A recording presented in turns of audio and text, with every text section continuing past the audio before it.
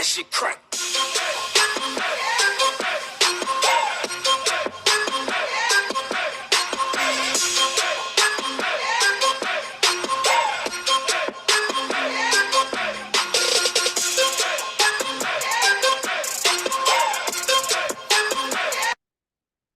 Peace, family. How you all doing? I hope all is well with you. My name is Keisha. I'm the owner of Ascendant Astrology, and I am your astrology coach. Today, I am going to be discussing the full moon in Sagittarius happening on June 3rd, Eastern Standard Time, and on the 4th, anywhere else you are, probably, most likely. And so everybody has Sagittarius somewhere in their charts. So you definitely want to take the time to look and see where that is for you, because the house that it's in will give more pieces to how this will be playing out for you. Full moon shine a light on something you didn't see before, something you didn't understand. And full moons are a time for completing something, especially going 6 months back. So you want to take a look at the video that I did. It should be at the top of the page as soon as you enter into my YouTube channel. The video will be up there. You can go back and listen to that video, take down some notes just to get a reflection or remember what was happening for you, because you'll see the culmination of that energy now. Sagittarius is a mutable fire sign. This is excitement, positivity, optimism, and very upbeat energy. Um, do, do, do, do, do. This will also highlight the Gemini Sagittarius axis. So Gemini is opposite Sagittarius. And so anytime you have this axis lit up, it's between these two signs. This axis represents learning, communication, how we accumulate knowledge, what we think about, and how we think. This is going to highlight points we had when Mars was in Gemini for that nice 6 month long stay from August of last year all the way up until just recently, March. And so what did you learn from that transit? You can go back to my my Mars and Gemini video to see what was going on for you, what was you dealing with, to see how you'll see how that is now culminating. This could be new awareness about how you think, new awareness around about things and decisions that you've made. And also because there was a retrograde period, delayed information can come through now, giving you more choices, possibilities, and options that you can get a lot of opportunities from now. So as an opposite sign from Gemini energy, Sagittarius wants us to take those options, possibilities, and choices, and it wants us to expand out of our head and get us into the world, see different opinions, different viewpoints, stay open to others' way of experiencing life, and kind of have conversations about that, or just learn through other people's stories, if you will. Jupiter rules culture, travel, philosophy, beliefs, higher spiritual law, universal law, federal law. Libra is the justice system statewide.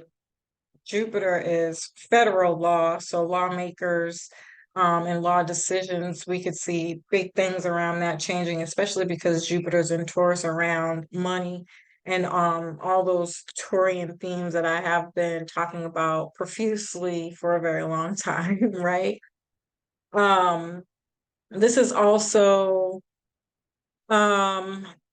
borders, other countries outside of America, your world's view. I think I said philosophy already, but we can be taking action towards these themes. There can be a burst of positivity, but we might not be able to see it just yet. Unfortunately, full moons are kind of a blind spot, if you will. Not that that's a bad thing, it's just not necessarily a time to make moves or take action.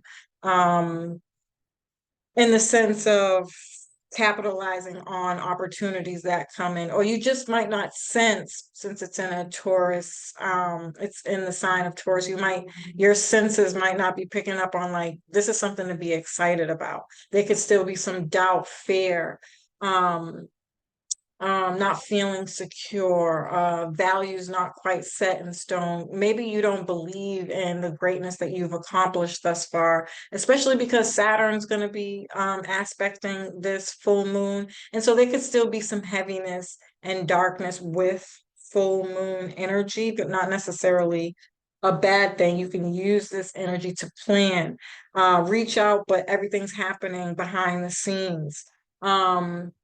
And you're having conversations, still kind of figuring things out, putting things into perspective. How do you want this to look? What actions are you going to take come that Gemini new moon at the end of the month? So we're still kind of in this slow point, but still moving, if that makes sense at all. Um, there could be a quest for knowledge, adventures, exploring spiritual lessons. We're learning to align with our truth, our authentic self, and aligning with our core values. So that's going to come through experiences, meeting up with people, socializing, and putting yourself out there, taking advantage of the opportunities that do come up, even if you don't feel excited about them. Take them on, but just feel it through. Like everybody has a grace period. Like when you first start a job, you get that 90 days to see, like, yeah, you're excited about it, but at the same time, is it the right fit? That could be like the energy here. So depending again on what area of life you're having this in, that's how people could be feeling about the things, the greatness, the blessings that are coming in at this time. um Jupiter also represents personal growth and development, expanding our awareness and our spiritual insights. I think that's going to be probably one of the biggest parts here is the spiritual insights. That's going to be really, really healing in a sense. Again, even if we don't quite feel the excitement of it all, like we could feel something's good is coming. We know it's coming, but when it happens, it's like, okay, is this it? Is this the good? Is this my time? It could kind of feel like that. Also, because American, the if you do an astrological chart for America, it's a Sagittarius rising energy. So this is going to be a pretty big deal for America and all the new things, especially seeing as it's happening on June 3rd. We've already been told about um, these financial changes, the debt ceiling um, that was that's supposed to be happening for June 1st. So there could be a lot of things going on about that are also playing on those Saturnized um deeper, heavier issues where fear is coming back up, or like, okay, this is really happening. Like, what are we doing here? Do we have enough money for this? Can we be stable? Can we create security? And it's always going to go back to setting a plan, reaching out to other people, getting resources, putting yourself out there to bring in the things that you've known and you've already learned. The fear is going to be there. That's just going to be the bottom line. As long as we have Neptune in Pisces, especially now that Saturn is in Pisces, like those things are going to be inside, deep internal um, questions that we have, if we can really make it, and you can and you will. Just slow, steady steps with Taurus. It's like building brick by brick, right? That's what you just have to remember. Um, and so America is going to be put on front streets. There are going to be a lot of questions around truth and honesty and a lot of laws changing. especially around finances, but resources, things with other countries. We can have people coming in. I talked about this from borders that are coming in, changing the dynamics of our resources, the people that are here, and there can be some discord about that. And just remember, have a plan. Okay, have a plan. And so the Pisces energy is helping us understand what is expired, what are you done with, what are you done with on a soul level? What are you done with on a spiritual level? This allows room for, once we release these things, it allows room for the Taurus energies to try and come in and bring those blessings. So it's a matter of changing habits and daily routines and again, step by step process. Nothing's going to happen overnight. This is going to be a long-term process, right? So being patient with yourself, being flexible, moving with the wind, if you will. As it's Gemini season's the air sign, right?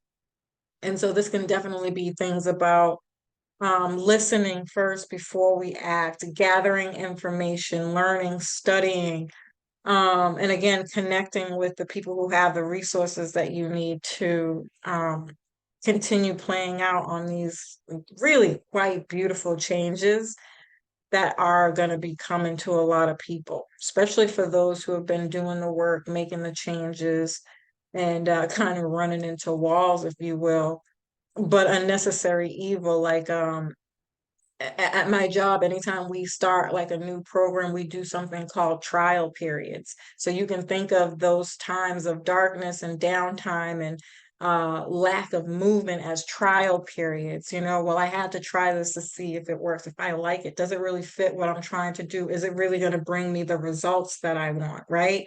And so, kind of trying to gain that kind of understanding about the things that might seem as though they're not working. It's more so to check and see how you feel, check in and see how you're feeling about those things, right? Um, and and this is not to say that we're letting go of spirit, right? Because we know that energy doesn't die, it just morphs into something else. So, this is also talking about being able to manipulate energies and knowing how to work with the energies, which is why I always tell people to get your weekly astrology because it's going by your chart and the energies that are happening right now. And I can show you how and where to move, how to manipulate the energies, what not to do just right yet, or to wait, or to kind of heal the uncertainty that might be coming up for you, to give meaning to some of the things that maybe you might have been experiencing so that you don't have that fear factor playing in. Like, that's a real thing. The fear is always going to be there. Let me just say that. This doesn't cure that, but it helps you understand and move through instead of like getting stuck and staying fixed, right? Because we have to remember that Taurus has a lower vibration of energy. And so now, if you're getting in this fear mongering energy and you're letting that take control, you're missing out on opportunities. And that's what you absolutely don't want to do at this time, right?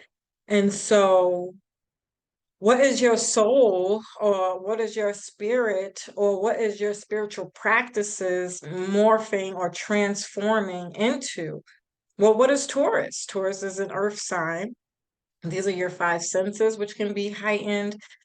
Taurus is tangible, so taking tangible everyday steps towards your goals, maybe even breaking them down into everyday goals or day by day, hour by hour, so that you can see the little things and then learning how to celebrate the little things that matter to you during this process or on your journey of working towards your long-term goals, right?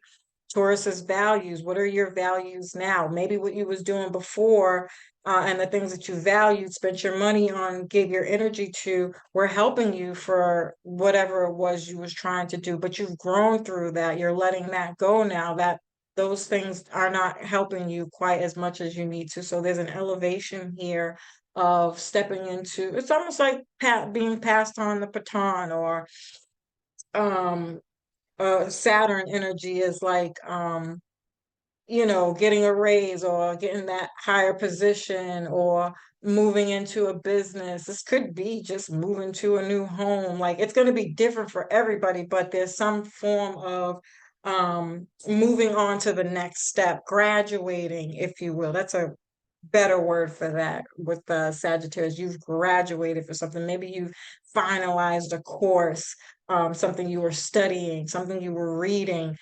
something has been completed, right? And so the next steps are going to be, okay, how do I take what I just gather, what information, what data I have, and how am I going to put that out now so that I can start capitalizing on what opportunities those things can bring in for me. It's going to be different for everybody, but an example could be having a structure and system, eating healthy as opposed to if you wasn't, making sure you get out and connecting with the earth, getting in the sun, walking around the block, getting some air, taking care of errands. I can go on and on and on, but I think you get the picture now, right?